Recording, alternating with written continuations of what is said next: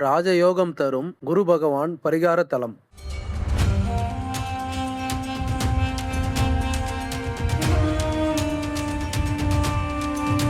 முனிவர் வசிஷ்டர் வழிபட்ட பாடல் பெற்ற சிவ ஆலயம்.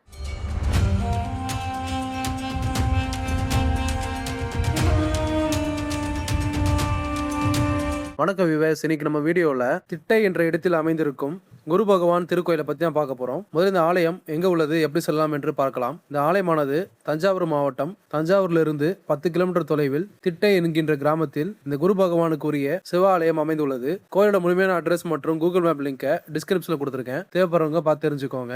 இப்பொழுது இந்த ஆலயத்தோட முழுமையான வரலாறு மற்றும் சிறப்புகளை ஒன்றாக பார்க்கலாம். அதுக்கு முன்னாடி இது போல அற்புதமான ஆலயங்களை பத்தி வீடியோஸ் பார்க்க என் ரிமார்க்கபிள் ரமேஷ் சேனலை மறக்காம சப்ஸ்கிரைப் பண்ணிக்கோங்க. அப்ப நான் போற வீடியோஸ் உங்களுக்கு ரெகுலரா வரும். பிரளய காலத்தில் அழியாமல் இருந்து மந்திர ஒளிகள் தோன்றிய மகத்தான தலம் என்ற பெருமை இத்தலத்திற்கு உண்டு. இந்த கோயிலில் வசிஷ்டர் என்ற பெயருடன் இறைவன் பக்தர்களுக்கு அருள் புரிந்து வருகிறார். அம்மனின் பெயர் மங்களாம்பிகை. இறைவனுக்கும் இறைவிக்கும் நடுவில் நின்ற நிலையில் குரு பகவான் ராஜகுருவாக வீட்டிலிருந்து பக்தர்களுக்கு அருள் பாலித்து வருகிறார். இது வேறு எந்த தலத்திலும் இது போன்று காண முடியாத தனி சிறப்பாகும். இத்தலத்தை பற்றி திருஞான சம்பந்தர் பதிகம் பாடியுள்ளார். வசிஷ்ட முனிவர் இங்கு வந்து ஆசிரமம் அமைத்து தவம் இருந்து இறைவனை வழிபட்டுள்ளார். அதனால் இந்த தலம் வசிஷ்டர் ஆசிரமம் என்றும் அழைக்கப்பட்டது. இத்தலத்தை தென்குடி திட்டை என்றும் அழைக்கப்படுகின்றது. திட்டை வசிஷ்டர் கோவில் ஒரு பஞ்சலிங்க தலமாக விளங்கி வருகிறது. இந்த கோவிலில் 4 மூலைகளிலும் 4 லிங்கங்கள் பிரதிஷ்டை செய்யப்பட்டுள்ளன. மத்தியில் மூலவர் 5வது லிங்கமாக உள்ளார். பஞ்சபூதங்களுக்கும் உரிய தலமாகவும் இது விளங்குகிறது. இத்தலத்தில் உள்ள இறைவன் தானே தோன்றியதால் ஸ்ரீ வயம்பூதேஸ்வரர் என்றும், வசிஷ்ட மகரிஷி தவம் இருந்து வழிபட்டதால் வசிஷ்டேஸ்வரர் என்றும், பசுக்கள் வணங்கி வழிபட்ட தலம் என்பதால் பசுபதீஸ்வரர் என்றும் அழைக்கப்படுகின்றார். ஆனந்தீஸ்வரர், தேனுபுரீஸ்வரர், ரதபுரீஸ்வரர், நாகநாதர், நாகேஸ்வர் என்ற பெயர்களும் இத்தல இறைவனுக்கு உண்டு. மகா பிரளய காலத்தில் உலகை காக்க இறைவனுடன் ஓடமேறி வந்ததால் இத்தலத்தில் உள்ள இறைவியை லோகநாயகி என்றும் மக்கள் அழைக்கின்றனர். சகல மங்களங்களையும் தருவதால் மங்களாம்பிகை என்றும் மகேஸ்வரி என்றும் அழைக்கப்படுகின்றாள். கும்பகோணத்தில் சோமநாதன் என்பவர் தனது மனைவி, மகன் மற்றும் மகளுடன் வாழ்ந்து வந்தார். ஒரு நாள் இவரது வீட்டுக்கு வந்த ஜோதிடர் ஒருவர், உங்கள் மகள் மங்களா 16 வயதில் விதவையாகி விடுவாள் என கூறினார். அதை கேட்டு சோமநாதன் வருந்தினார். சிறிது காலத்தில் தஞ்சாவூர் அருகே உள்ள திட்டையில் உள்ள ஒருவருக்கும் மங்களாவிற்கும் திருமணம் நடைபெற்றது. திட்டை வந்த நாள் முதல் மங்களா தனது கணவன் நீண்ட நாட்கள் வாழ வேண்டும் என திட்டையில் உள்ள லோகநாயகி அம்மனை வணங்கி வந்தாள். பௌர்ணமி தினத்தன்று யமன் மங்களாவின் கணவரின் உயிரை பறிக்க நெருங்கினான். இதனை அறிந்து அலறி துடித்த மங்களா லோகநாயகி அம்மனை சரணடைந்து, யமனிடம் இருந்து என் கணவனின் உயிரை காப்பாற்றி எனக்கு மாங்கல்ய பிச்சை கொடு என கண்ணீர் மல்க வேண்டினாள். அவளது பிரார்த்தனைக்கு மனம் இறங்கிய லோகநாயகி மங்களாவின் கையில் விபூதியை கொடுத்து, இதை யமன் மீது இடு, உன் கணவன் நீண்ட ஆயுளுடன் இருப்பான், நீயும் நீண்ட நாட்கள் தீர்க்க சுமங்கலியாக வாழ்வாயாக என கூறி அங்கிருந்து மறைந்தார். மங்களாவும் இறைவியின் ஆணைப்படி செய்தால் யமன் மறைந்தான். பின்னர் மங்களா நீண்ட நாட்கள் தீர்க்க சுமங்கலியாக வாழ்ந்தால். மாங்கல்ய பிச்சை கொடுத்ததால் இத்தலத்தில் அன்னை மங்களாம்பிகா மங்களேஸ்வரி எனவும் அழைக்கப்படுகின்றாள். இவ்வாறு பல்வேறு சிறப்புகள் பெற்ற இறைவி இறைவனுக்கு நிகராக மிக உயர்ந்த பீடத்தில் அமர்ந்துள்ளார். சிவன் இல்லையில் சக்தி இல்லை, சக்தி இல்லை எனில் சிவன் இல்லை. ஆண் பெண் சமத்துவத்திற்கு அற்புத உதாரணமாக அம்மன் இத்தலத்தில் கோவில் கொண்டுள்ளார். அம்மன் சன்னதிக்கு எதிரே விமானத்தில் மேசம் முதல் மீனம் வரையிலான 12 ராசிக்குரிய சின்னங்களும் பொறிக்கப்பட்டுள்ளன.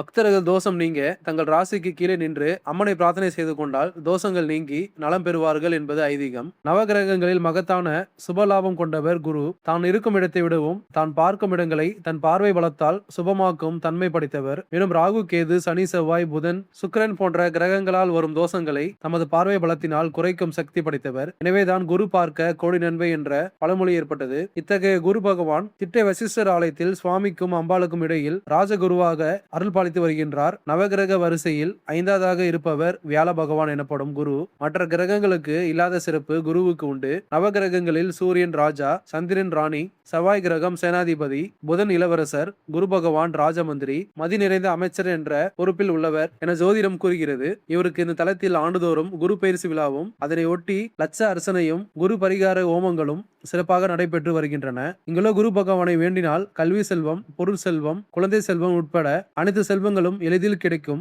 நமசிவாய என்பது 5 எழுத்து மந்திரம். அந்த 5 எழுத்தை மனதில் நிறுத்தும் அற்புத வடிவம் லிங்க உருவம். திட்டையில் லிங்க வடிவமாக மூல மூலவர் வசிஷ்டர் விமானத்தில் சந்திரகாந்த கல்லால் வைத்து கட்டப்பட்டுள்ளது. தன் மாமனார் தசனால் தினம் ஒரு கலையாக தேய்ந்து அழியும் சாபம் பெற்றார் சந்திர பகவான். தினமும் தேய்ந்து கொண்டே வந்த அவர் திங்களூர் வந்து கைலநாதரை வணங்கி தவம் இருந்தார். கைலநாதரும் சந்திரன் சாபத்தை நீக்கி 3ஆம் பிறையாக தனது தலையில் சந்திரன் அணிந்து கொண்டார். திங்களூரில் தன் சாபத்தை போக்கிய சிவபெருமானுக்கு திட்டையிலே தன் நன்றி கடனை சந்திர பகவான் செலுத்துகின்றார். இறைவனுக்கு மேலே சந்திரகாந்த கல்லால் அமர்ந்து காற்றில் இருந்து ஈரப்பதத்தை ஈர்த்து ஒரு நாளிகை ஒரு சொட்டாக இறைவனுக்கு நித்தியாபிஷேகம் செய்கின்றார். 24 நிமிடங்களுக்கு ஒரு முறை இறைவன் மீது ஒரு சொட்டு நீர் விழுவதை இன்றும் காணலாம். உலகில் வேறு எந்த சிவ ஆலயத்திலும் காண முடியாத அற்புதம் இது. இந்த தலத்தில் பசு தீர்த்தம், சூல தீர்த்தம், சக்கர தீர்த்தம் ஆகிய தீர்த்தங்கள் உள்ளன.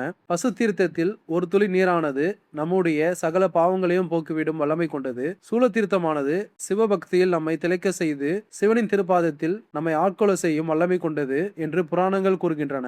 மகாவிஷ்ணு ஒரு சமயம் யோக நித்திரையில் இருக்கும் பொழுது மது கைடவர் என்ற 2 அரக்கர்கள் தோன்றி தேவர்களை துன்புறுத்தினர். நித்திரை அகன்று எழுந்த மகாவிஷ்ணு அசுரர்களை எதிர்த்து போர் புரிந்தார். அப்பொழுது விஷ்ணு தன் பலம் குறைவதை உணர்ந்தார். தன் பலத்தை புதுப்பித்துக் கொள்ள திட்டையில் தன் சக்கராயுதத்தால் ஒரு குளம் உண்டாக்கி அதில் நீராடி இறைவனை வழிபட்டார். அதனால் பலம் ஏற்பட்டு அர்க்கர்களை அழித்தார். மகாவிஷ்ணுவால் உருவாக்கப்பட்ட குளம் சக்கர தீர்த்த குளம் என்று அழைக்கப்பட்டு வருகிறது. குரு பகவானுக்குரிய நாளாகிய வேலைக்கிழமையில் விரதம் இருந்து பரிகாரம் செய்யலாம். நீராடி மஞ்சள் நிற ஆடை அணிந்து புஷ்பரக மோதிரம் அணிந்து வழிபட வேண்டும். குரு பகவானுக்கும் மஞ்சள் நிற ஆடையும் சரக்கொன்றை முல்லை மலர்களும் கொண்டு அலங்கரிக்க வேண்டும். கடலைப்பொடி சாதம், வேர்க்கடலை சுண்டல், பருப்பு கலந்து இனிப்பு பொங்கல் ஆகியவற்றை நைவேத்தியமாக படைத்து வழிபட்ட பின்னர் மற்றவர்களுக்கு தானம் செய்தால் நல்ல பலன் ஏற்படும். மஞ்சள் நிற ஆடைகளையும் தானம் செய்யலாம். கடலை சர்க்கரை கலந்து குருவுக்கு நிவேதனம் செய்து குழந்தைகளுக்கு தானம் செய்வது மிகவும் சிறப்பாகும். குரு பகவானின் அதி தேவதைகளான பிரம்மன், இந்திரன் ஆகியோரை வழிபட்டாலும் குரு மகிழ்ச்சி கொண்டு பலன்களை வழங்குவார். குரு பகவானின் பாடல்களை பாடி